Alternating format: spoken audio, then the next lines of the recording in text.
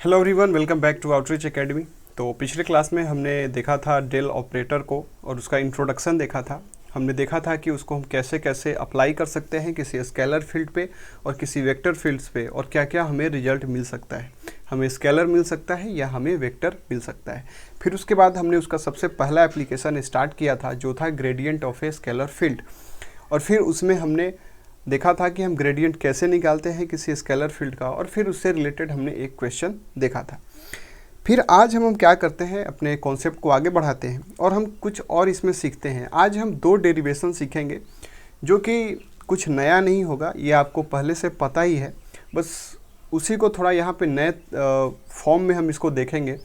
और इसके आने का चांसेस भी उतना ज़्यादा नहीं है एग्ज़ाम में, फिर भी हो सकता है 1 या 2 नंबर में आपसे पूछ ले। ठीक है, तो इसीलिए मैं इसको बता देता हूँ।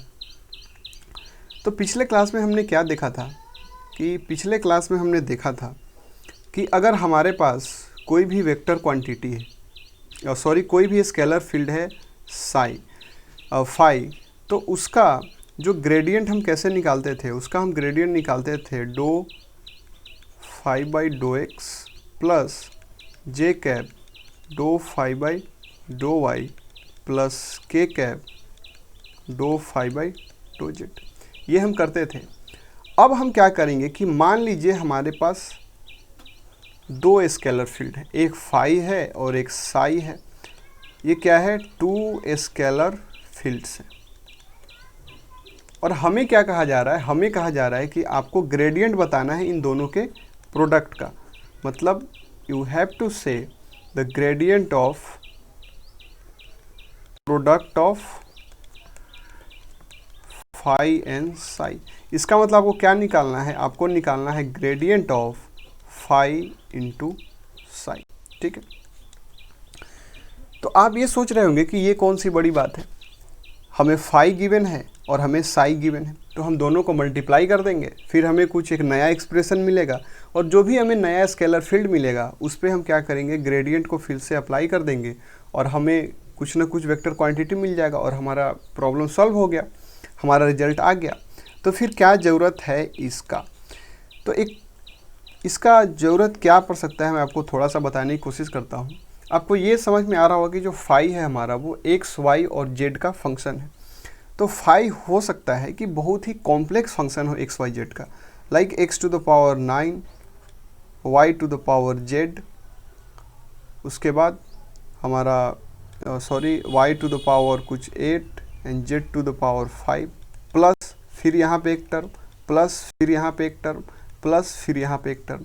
और उसी तरीके से साई हमारे पास जो कि एक कॉम्प्लेक्स में हो, ठीक है, बहुत ही कॉम्प्लेक्स में हो। तो इस केस में क्या प्रॉब्लम आएगा कि अब आपको समझ में आ रहा होगा कि जब आप प्रोडक्ट करेंगे फाई और साई का तो यहाँ पे बहुत ही कॉम्प्लिकेशन आएगा और ये बहुत लेंदी होगा, और फिर उस केस में उसके बाद फिर से डिफ्रेंशिएशन करना ये थोड़ा लेंदी प्रोसेस लग रहा है।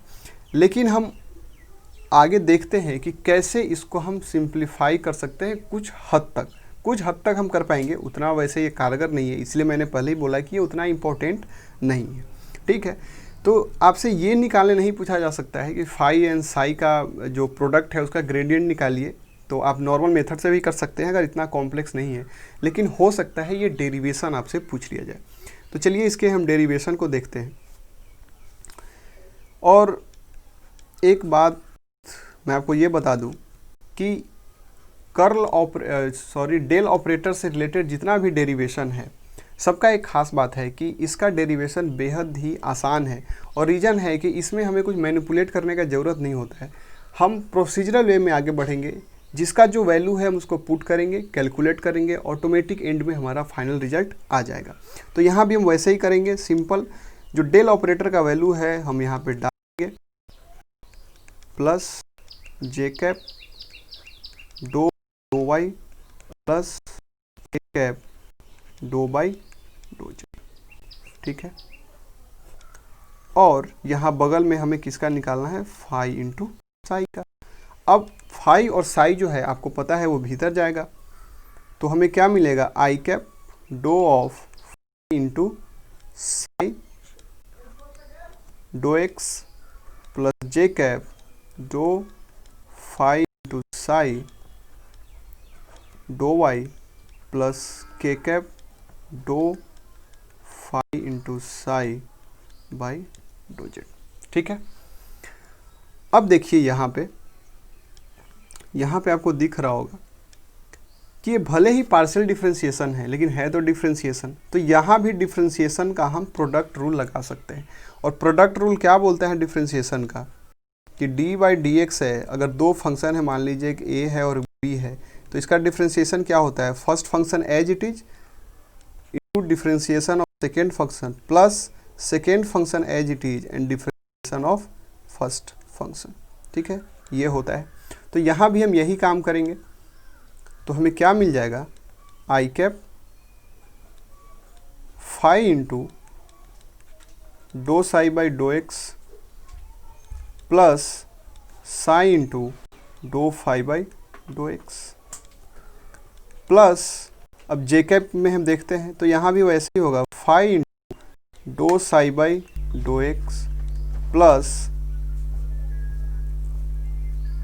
Sai into dough phi by dough x and plus हमें क्या मिलेगा, के कैप, यहाँ भी सेम हो जाएगा, डो साई बाई, सॉरी यहाँ पे डो वाई होगा, यहाँ पे डो वाई और यहाँ पे doh z plus psi into dough phi by dough z. ठीक है, ये हमें मिल गया।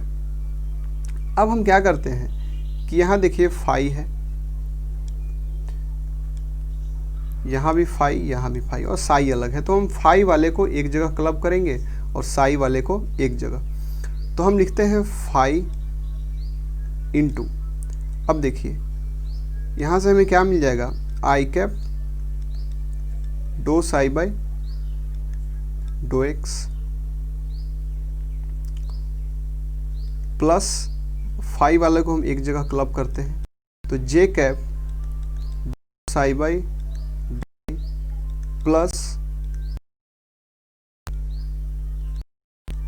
Dough dow z. ठीक है, ये हमें मिल गया। प्लस अब हम क्या करते हैं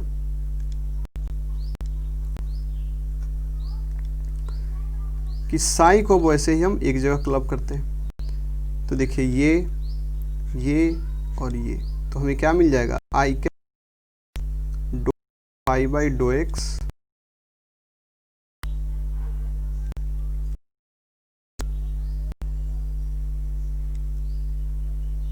dough y plus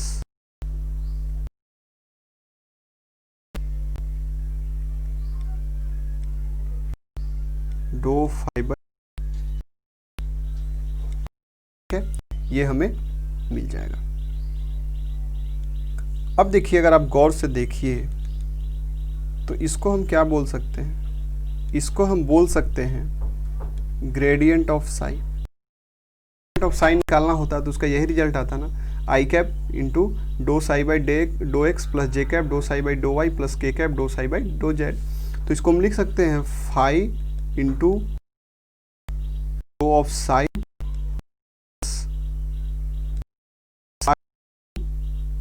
doh phi. ठीक है, तो देखिए हमने क्या डिराइव कर दिया, ग्रेडियंट ऑफ फाई होगा वो क्या होगा, वो हो जाएगा हमारा, ये हो जाएगा। ठीक है, तो इसमें हमने कुछ खास नहीं किया, हमने इसको प्रोसीड किया आगे बस, और हमें दिखा कि प्रोडक्ट रूल हमने यूज करके और ये फॉर्मुलेट कर लिया। वैसे भी अगर आप इसको सोचें तो जो डेल ऑपरेटर है वो क्या है, एक तरीके का डिफरेंशिएशन ही है, कॉम्बिनेशन ऑफ डिफरेंशिएशन है। तीन अलग अलग डिफरेंशिएशन को हम यहाँ पे कंबाइन कर रहे हैं। तो जब डिफरेंशिएशन प्रोडक्ट रूल को फॉलो करता है तो ये भी प्रोडक्ट रूल को फॉलो करेगा ही। तो इसको देखिए याद रखना भी कितना आसान है। अब मान लीजिए कि ये एक डिफरेंशिएशन जैसा है और हमें फाई इंटू साई का डिफरेंशिएशन करना है, तो हम कैसे करते हैं, first function as it is and differentiation of second function, और यहाँ डिफरेंशिएशन की तरह कौन काम कर रहा है, हमारा डेल ऑपरेटर।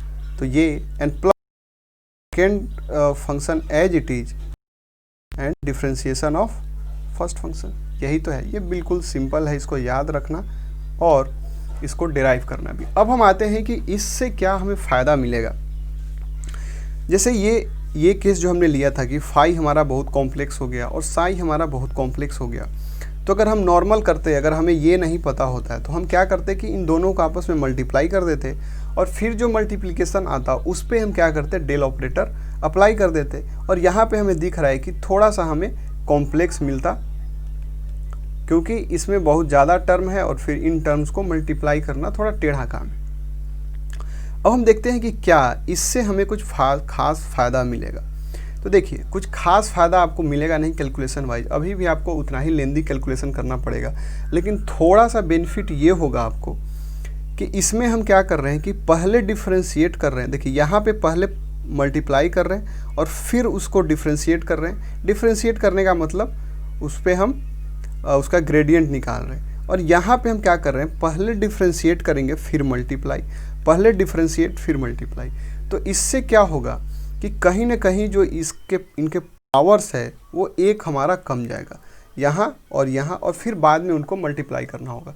कभी कभी ये भी होता है कि बाकी जो टर्म्स है बहुत कॉम्प्लेक्स है और कहीं कहीं कांस्टेंट टर्म भी आ सकता है, तो चूंकि हम पहले उसको हम डिफ्रेंशिएट करेंगे तो इसलिए वो कांस्टेंट हमारा सीधा जीरो हो जाएगा और सबको वो जीरो कर देगा। तो इस फॉर्म में आप अगर थोड़ा सोचें तो इससे थोड़ा कुछ हद तक सिंप्लीफाई होता है हमारा जो भी ये प्रॉब्लम है, लेकिन इससे कुछ खास ज़्यादा बेनिफिट नहीं है। तो आपको इसके पीछे ज़्यादा जाने का ज़रूरत नहीं है, बस आप इस डेरिवेशन को सीख लीजिए। बाकी अगर आपको दो अलग अलग फंक्शन दिया हो, पूछा जाए कि इनके प्रोडक्ट का अगर आप ग्रेडियंट निकालना है तो आप किसी फॉर्म में निकाल सकते हैं। ठीक है, अब इसी के आगे हम देखते हैं एक और डेरिवेशन जो इसी से रिलेटेड है। और अब मान लीजिए कि दो फंक्शन आपस में एक दूसरे को डिवाइड कर रहे हैं, तो कि अगर आप इस पर डिफ्रेंशिएशन वाला फॉर्मूला लगाएं तो क्या होगा, first function as it is differentiation of second function, यहाँ पे डिफ्रेंशिएशन की जगह कौन आ रहा है हमारा ग्रेडियंट, माइनस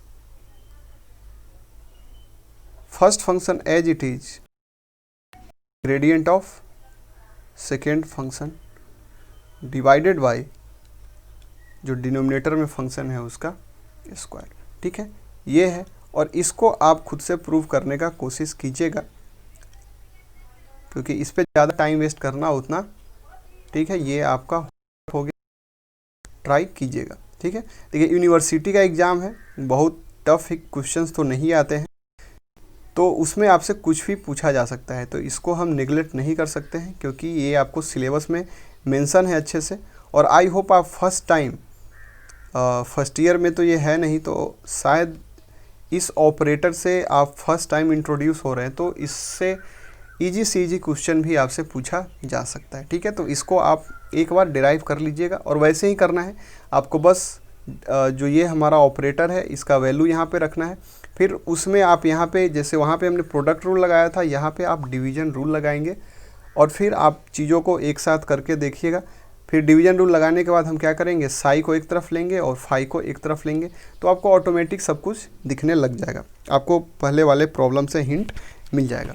ठीक है, तो अब हम अगले क्लास में अब हम डाइवर्जेंस सीखेंगे और कर्ल सीखेंगे, फिर उनका हम फिजिकल सिग्निफिकेंस समझेंगे और फिर उससे रिलेटेड देखिए ग्रेडियंट, कर्ल और डाइवर्जेंस, इन तीनों को मिला के कुछ हमारे पास इम्पोर्टेंट आइडेंटिटी है, मतलब कुछ थ्योरम्स है जो बहुत ही इंपॉर्टेंट है और उसका डेरिवेशन आपसे ज़रूर पूछा जाएगा।